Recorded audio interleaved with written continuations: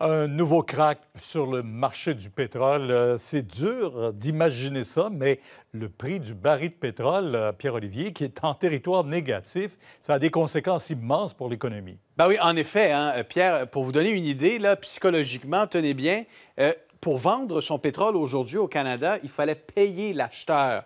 Hein, parce qu'on est en territoire négatif. À un certain moment aujourd'hui, le prix du baril a atteint les moins 37 alors que, rappelons, l'automne dernier, le prix était autour de 45 le baril.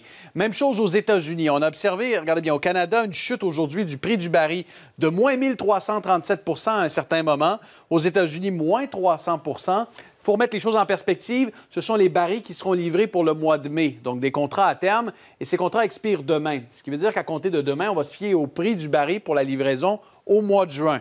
Et ce prix-là est autour de 20 Mais ça frappe l'imaginaire et il faut se dire que pendant un certain moment, on va encore continuer de payer notre essence pas trop cher. Quoique, Pierre, hein, je pense que certaines personnes, à quelque part, qui se mettent de l'argent dans les poches. On ne comprend pas, là, à on le paye autour de 90 cents dans la région de Montréal, effectivement. Mais ce qu'il faut savoir, c'est que la demande est en chute libre. Évidemment, on a besoin de moins d'essence avec les avions cloués au sol, les bateaux de croisière à l'arrêt. Et là, on ne sait plus où stocker le pétrole parce que les installations, les réserves sont à peu près à 70-80 de leur pleine capacité aux États-Unis. Ce qui a fait dire aujourd'hui à Jason Kenney, le premier ministre de l'Alberta, que sa province aura besoin d'aide.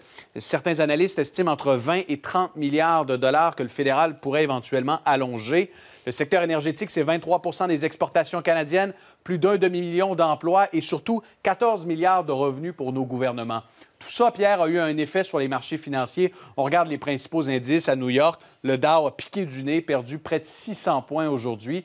Assez stable à Toronto, mais notre dollar canadien continue de souffrir face à la devise américaine. Il vaut désormais 71 cents américains.